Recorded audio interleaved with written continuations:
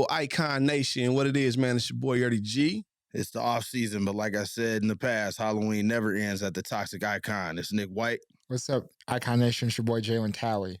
And this is another episode of the Toxic Icon Podcast. But tonight, we got a very special guest.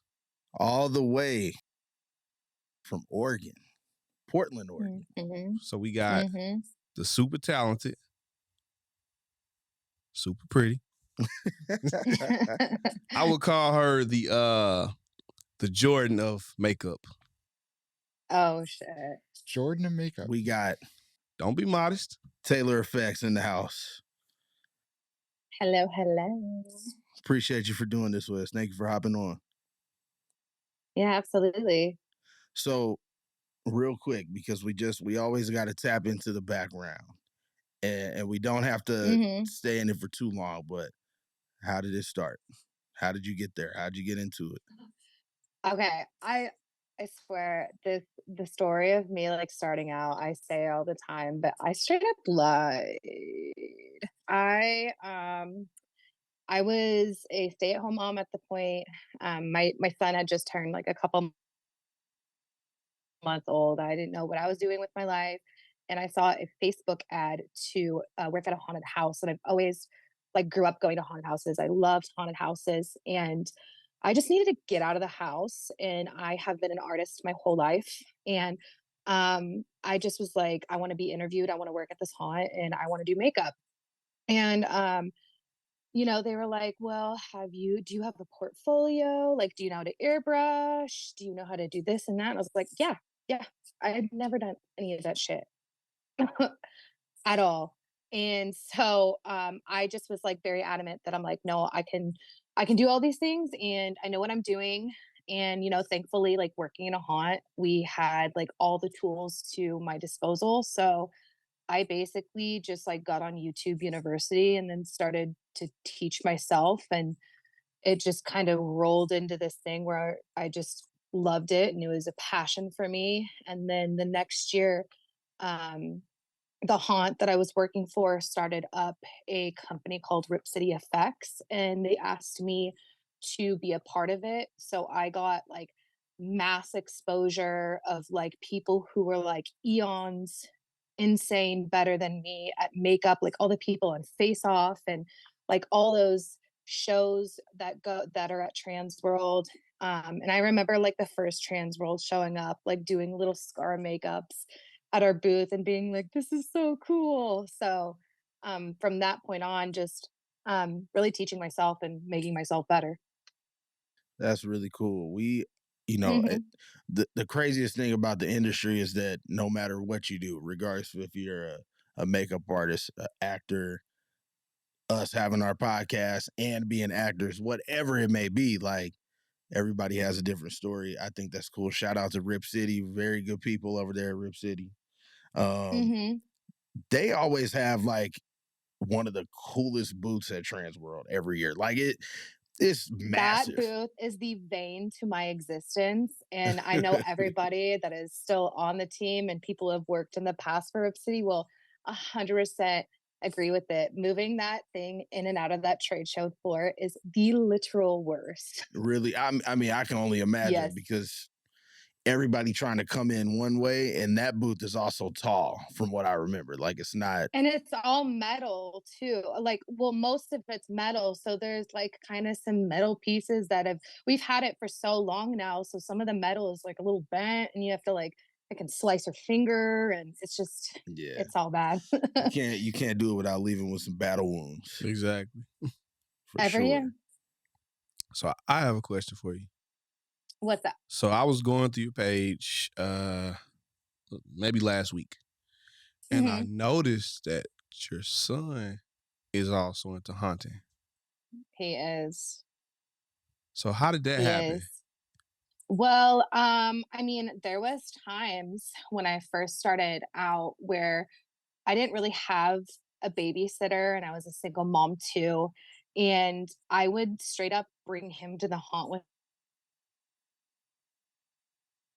me when he was like a tiny little baby. Like I have pictures of me when he was probably like 2 or 3 years old, and he just wanted to hang on me and I had to airbrush. So I'm like holding him in one arm and like airbrushing in the other. And he just like grew up coming to work with me. And especially because like preseason, I do a lot of scenic work too. So he has just always came to work with me. And it wasn't until like last year was the first year he's like, no, I want to go in the haunted house. And, you know, he's 8. I've just been like, yeah. But now, him being 9, he's like so fully confident. It is the funniest thing to watch him scare.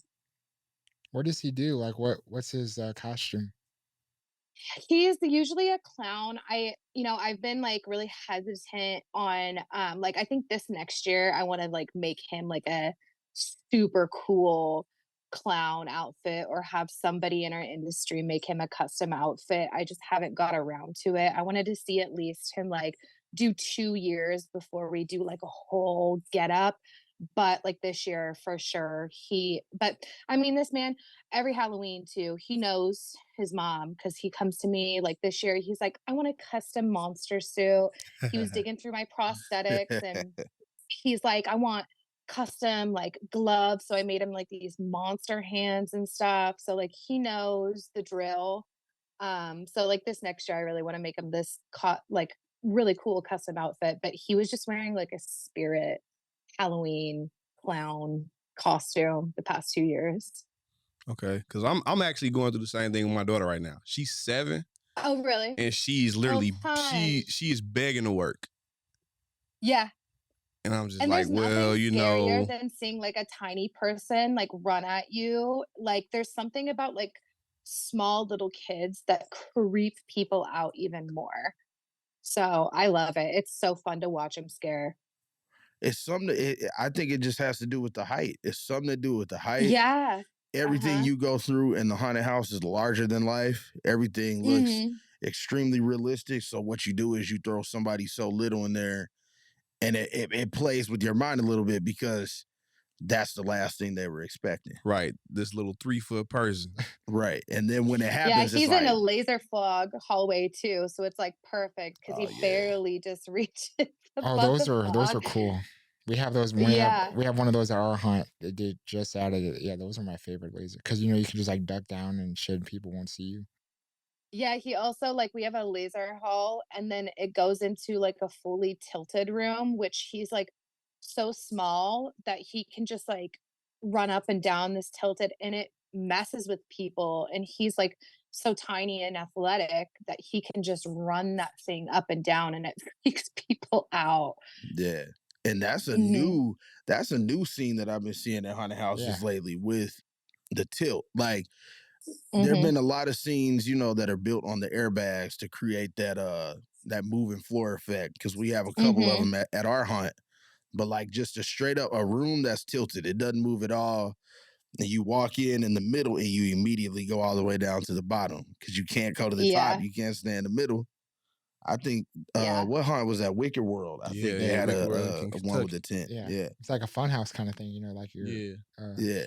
Yeah, it messes with people. We have like a strobe light in there too, and it's all checkered. So it's like super disorienting. I don't know how he works it at all, but he does, and he doesn't complain. So Everybody can't do that scene. No, yeah. you have to be athletic, otherwise you're gonna be hurting yourself all night. Yep. I would definitely be hurting myself all night if I was in a scene like that. Oh, I would love that scene. I'd You be you would? constant. Yeah. Oh, I I would don't just know, constantly man. be ducking and shit. But I mean, it would take a lot out of you definitely. You know, I could probably because you're doing that the whole night. So True. So are you Hmm. coming to guest Act at the Darkness?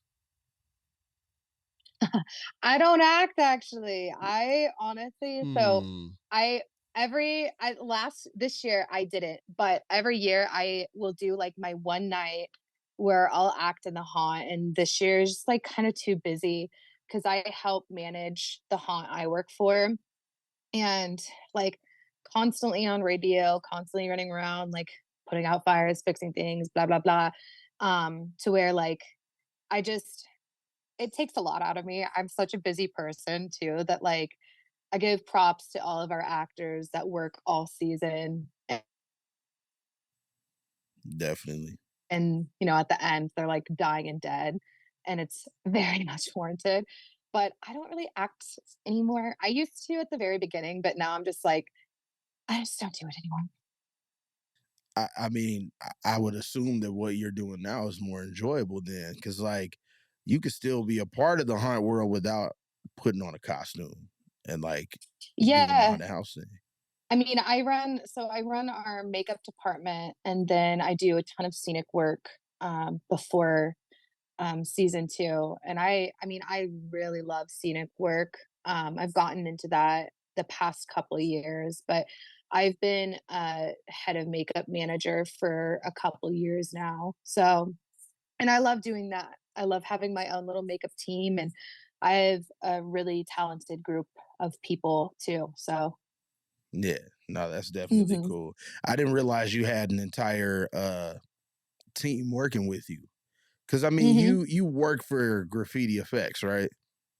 So I work, it's kind of confusing. So I work for Fear PDX Haunted House. And so there I am a manager. I manage the makeup team and kind of help them run the show every night. And then outside of the haunted house, I work for Graffiti Effects now, which they are a airbrush scenic paint blood company, um, similar to the company that I worked before, just different products. And I work with them as well. So we do trade shows. I do trade shows with them. And I just started with them this year. And it's been fantastic because it's like an all woman team, except for Dean, which is our one man on the team. And we love him. But um, it's been awesome to be like an all female force team that we all bring something in industry. Jennifer Luke, who owns it, she worked as a makeup manager and helped run a really big haunt in Seattle, and moved down here within like I think the last like 4 years, I think now. And me and Jen started working together on projects outside of the haunted house industry. We were doing a lot of scenic stuff together. We were working at a shop together doing airbrush stuff. And so we became like best friends and started doing all these jobs together. And it was kind of getting weird because I was still working with Rip City, and she owned Graffiti. And so there was like kind of like this weird thing where which product do I use? Like, and it just became a thing where I was just like, like I just want to, let's do Graffiti. I'm going to be with Graffiti and we can start like doing stuff together. And my best friend Holly, who I started Graffiti with as well, she also made the jump. So we're all team Graffiti now. I think that's cool. I mean, Hmm. I could definitely see where while you were still with Rip City, where that would be a little bit like kind of sticky in between like what am I gonna use? What product am I gonna use? And how do I Hmm. not step on any toes? Because I feel like you probably weren't trying to step on any toes. Like, No, not at all. I mean, Rip City, I wouldn't be anywhere I am today without them. I mean, it's just been such a crazy ride I mean, I got so much exposure to like these people that just like these legends in the haunted house world. And I didn't even at the time know it was a thing. When I went to my first trans world, I was like so shell shocked, being like, whoa, I didn't know this was like a thing.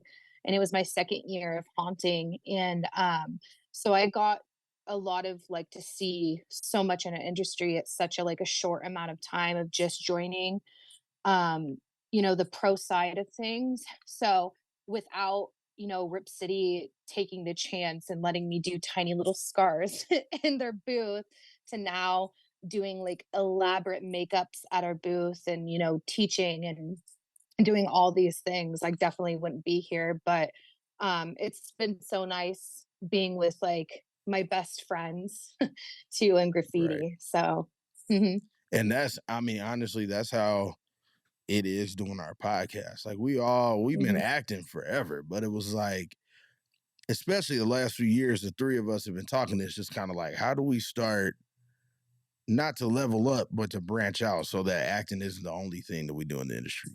It's Exactly. like mhm. tons of people are doing makeup, and that's great. Tons of people are costuming, that's great.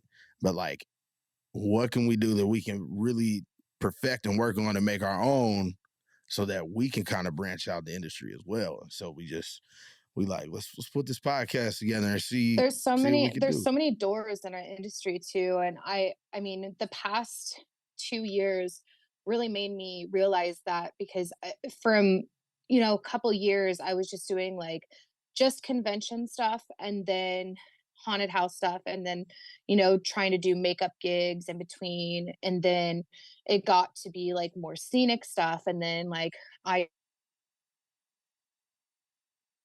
do I work at a shop where we do a lot of like mini golf courses, and like everything is like in the entertainment world, and like parks and all that, it's all connected. Like for instance, IOPA, like there's so many people that are in the haunted house industry that go to IOPA because it all has to do with amusement parks and all that stuff, that it's so interconnected that you can really expand in the haunted house industry if you just really know what you're doing. And I try to tell that to new actors when they come in the door. I'm like, if this is really what you want to do, always keep acting in your heart, but don't be afraid to branch out and interact with people and network with people. Go to a convention, even if Mhm. you don't plan on buying anything. I know a lot of vendors will be a little upset about that, but what I'm saying is like, there's nothing wrong with networking and meeting people and getting your name out there, because you get that guest acting call. Next thing you know, here comes another door. Like Mhm. you got to be ready for that. And I feel like some people are ready for that, and I feel like some people aren't, and you just have to get there. But Yeah. like you got to be ready for that. Right. The I'm always the relationships. social butterfly at shows. Oh I'm yeah, all me about the too. networking. Yep, me too. Yep. The So relationships Mhm. worth more than I got money. a question for you. So how long does it take usually for like to get everybody ready during the before you start? And also, what is your favorite type of makeup that you like to do? Do you have a certain type that you like to, create? So, haunted house makeup compared to like special effects stuff is very different. And um I have a team of six, 6 to 7 per night. Um, I mean, we have a substantial amount of actors, and we usually get them ready about 2 hours. And my team, they're really fast at airbrushing too, and they're really great at that. So we get people in and out. I mean, if I it's my favorite, I'm very much like a character person. Like I like to really take my time, which like obviously in the haunted house industry you don't really get that. But the few times that I get to do like my Q line actors that look like really, really insane, and I really love doing photo shoots and like making a whole character up and like the crazy special effects and not be like rushed and all of that. I love doing stuff like that, especially like demos at Transworld. I've done crazy demos at Transworld the past couple of years. And then we've also brought in like amazingly talented artists to kind of like showcase their work too, which is something like I wholeheartedly believe in. And what I love about graffiti too is last year we did it, and then this year we're going to do it again, is bringing in somebody who's trying to like get their foot in the door in the makeup game and kind of like showcase them and do some like really badass special effects makeup. So we're going to do that again this year. That's tough. That's tough because you're also Hmm. using your platform to put on other people. And I think that's cool because then they can Yeah. push, they can push their brand, push what they do. And to kind of Mhm. piggyback off what Jalen was asking you, um, we come from a hunt that like in September it's steady but not crazy to where we can't handle it. And as soon as the calendar says October, it's hit for hit every night. Like it does not level off Hmm. until Halloween is over with. Is your haunted house like that? And do you ever feel the pressure of we got to get these doors open, we got to get the show going when you're doing that makeup? Like how do you cope with that when you know you're working against the clock? I definitely all my team will be like, yeah, she's kind of crazy, because most nights I'm like high stress energy and I'm usually yelling at everybody. in like the nicest way possible, especially if they're being slow. I'm like, let's go. But for the most part, I brought my same team last year. I brought them back, and so they kind of like know the gist of how things go. Most nights it is like we're very on schedule, shows open, out the door, let's go. So it is a very like fast paced thing every single night. That I mean, like there's to somebody who wouldn't know or somebody who hasn't worked in a haunted house, like especially us, like we're all in the queue line at our hunt, and we don't do makeup. The three of us will wear full silicone we all wear while we're out there. silicones. But like, I would Oh, like okay. to, I would like to experiment with makeup though. I always toy with the idea every season of wearing some makeup in the queue line, but I've just Mhm. never pushed the idea. So I don't know. Well, I we have want some to, but actors that like they're totally okay with being silicone, but there's a lot of actors like, no, like I want the makeup, like I want to sit in the chair and get some yeah, badass makeup. So right. it just kind of depends. Like some people get like really claustrophobic in our silicone masks, but you know, teach their own. I feel like there ain't no way to get used to a silicone but to just do it Yeah, over you and gotta. over Well, and and then you get over used to again.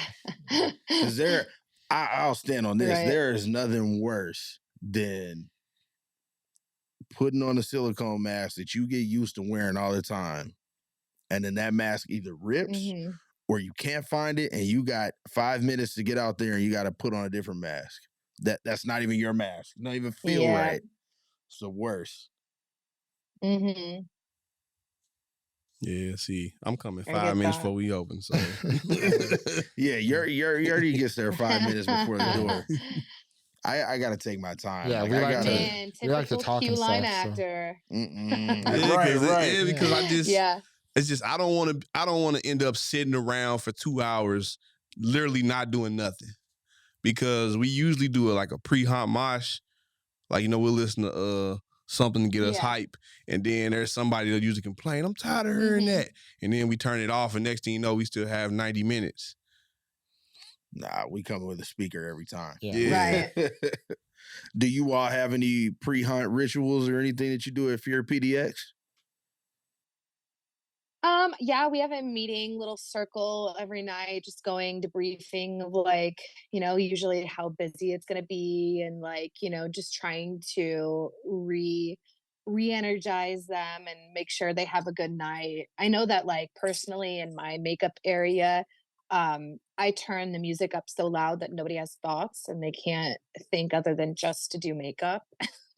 So there's people that Yeah. do come in and, because there's nothing worse than getting an actor in your seat that just wants to talk because you're trying to do makeup and then like shut your mouth, close your eyes. And so like music will help do that. She's like, don't talk to me for 2 hours. So what was Yeah. what are your would you consider your busiest nights? Like for us, it's usually our second week in October we're slammed, and then Fridays are usually hit or miss for us. So like Fridays are weird. yeah, That's it's weird. because So like of hockey season. are like so what are technically your busiest nights of the season for you?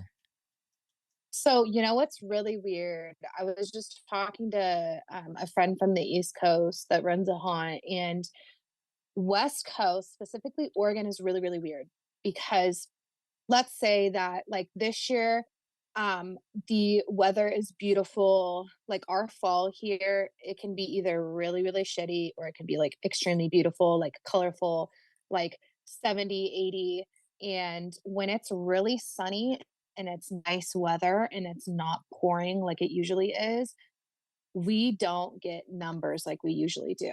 Like the second that it's nice, we don't have insane busy nights. But the second that it starts to get cold and cloudy and rainy, that's when we get like the most numbers. And so usually those will fall in like the second week of October once the weather starts to kind of change here. And Fridays and Saturdays are big days too. And that's interesting you say that because that's completely different than how it is in the Midwest. I mean, we usually open. It's the complete opposite. Yeah, and we usually open third week of September, and it's still 100 degrees outside. And oh, I don't know how the hell you guys do that. it ain't for everybody. Yeah. But I'll say, Mm-mm. like, being in the Midwest, it'll be like 100 degrees all the way up until sometimes even up until Halloween. And you may get like 1 or 2 nights that get down to like 45, 50 degrees. And those nights, thousands of people out there.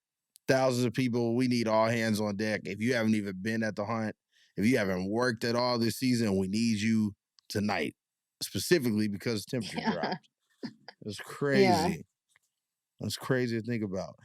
And so I know before we started recording, I know you said that you took this year. Did you say you took this year off or last year off from working? Is that what you said? No, I was saying that I took 2019 season off. I had left the haunt that I was at, and I was like, I had done a couple trans world at this point, and I met a lot of people that were like buying our products. So I was like, well, what haunted house wants me? Like, I want to come like guest do makeup and see some other haunts. And so I took that season off and traveled, and I had so much fun. And like every year, I love I love doing the haunted house thing, but every year I'm like, man, maybe I'll take this season off and go do something. But then I just never do it because I can't. You can't. But you I can't get away definitely would from it. love to do it again. What was the coolest or a few cool haunts that you saw that come to mind when you think about when you were able to travel? Penthurst was and probably is one of my favorite haunts. I had two friends out there that were actually staying on the property, and they're like, hey, I don't know if you're cool with this, but like if you want to come stay with us, like you can stay on property. I'm like, sold. I love all the spooky shit. And so I toured their haunt and I stayed with them, and we were like out ghost hunting like 5 a.m, like all the buildings and stuff. And it was like such an incredible experience because like not everybody gets to do that. And I was like so thankful that I had friends that like took time to like show me around because it's like such a historically insane building. I mean, it was like a self-sustaining land. And I know that Trans World on the East Coast, they're doing a night where they're going out there and doing a tour. And I like highly, highly recommend it. Their haunted house is amazing.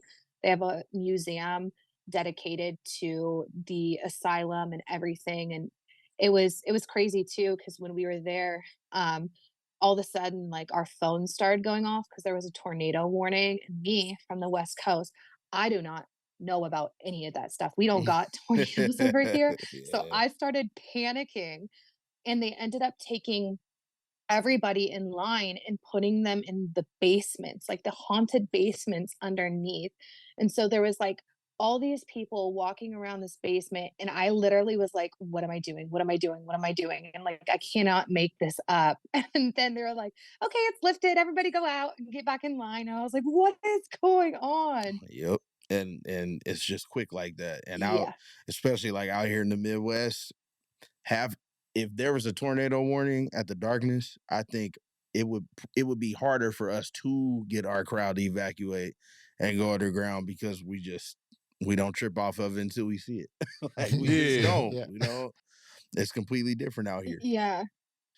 I think Yeah, it was something out of the movies though, because it was like pouring, and I just remember like looking out, and like all of these frogs came out of the forest. And it was like I was so freaked out, like actually freaked out, that I was like, okay, so we have to evacuate. We have to be in this whole ass basement that's like haunted as hell.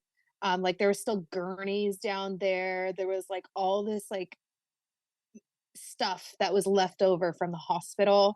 And I don't know, it was such a freaky moment. that's But crazy. it was cool. I would go back for sure. No, definitely check out Penthurst Asylum if y'all haven't. It's a phenomenal haunted house. One that I definitely want to see, and I think I've talked about it on a previous episode, is Fright Kingdom. Yeah. Up in is that New Hampshire or is that, I think it's New Hampshire? Massachusetts or something. I'm not I sure. don't think I've been there. Man, you guys see it. It's crazy. It's like take a screen park, and if I'm not wrong, I want to say take a screen park, but do it all indoors, so that Right. no weather problems, nothing gets eroded by the elements or anything. It's a screen park, but indoors. Man, that haunted house is sick. I definitely want to see it. Awesome. And then then Schoolhouse, Yeah, I want to see that. Cutting Edge, Mortuary, New Orleans. Have you I mean, guys I could seen go all day. Eloise? No, where are No. they located? They're up in man, they're in Michigan, I believe. Okay.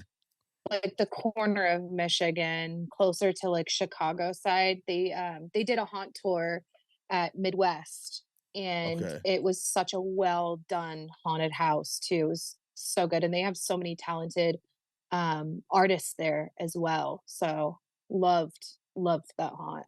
Definitely. We'll definitely have to check it out, because that's not far from us at all. I mean, anytime we travel to go see some haunts, it's usually in Illinois, because Illinois is just loaded. Plenty of haunts It's everywhere. loaded. It's loaded with good stuff there. Yep. And of course, I mean, you got the major, like your Hell's Gate and things like that. But I mean, there's Disturbia, Massacre, Evil Intentions. Like the list really goes on. Some crazy. Yeah, I've haunts been up to there. all of them. They're all incredible haunts. Yep. Great haunts. All of them. Shout out to all of those people up there working at those haunts. Actors, makeup artists, everybody. Killing it. And time is, unfortunately, winding down. Taylor, why don't you tell the listeners where they can find you at? They can follow your platforms, any events you got coming up. What you got? You can follow me on TaelorFX on Instagram. Just make sure you spell my name right. It is really spelled like TaelorFX. And then on TikTok, it's TaelorFXX. And then Facebook, Taylor Cansler, you can reach out to me. Our next event is Trans World, and we will be there with Graffiti FX. Cool. And come by, stop by our booth, say hi, and come see some cool makeup demos too. Definitely. And for all of you all paying attention and looking at this episode, you can find Taylor at the Trans World Haunted House Convention in our hometown, St. Louis, Missouri. Make sure you go. Make sure you check her out. We are now live on Twitter and Threads. It is at Toxic Icon Pod, ToxicIconPod on all platforms. Be sure to check us out. Taylor, we appreciate you for doing this with us. Yeah, thanks for being on. Most definitely. We do appreciate thanks for having me, guys. Yeah, we had a blast talking to you. It was real cool getting your side from out on the West Coast haunt community. Yeah. Okay. So once again, guys, this was another episode of Toxic Icon Podcast. My name is Yerdy G. Nick White. Jalen Talley. And we got Taylor. And as always, stay toxic.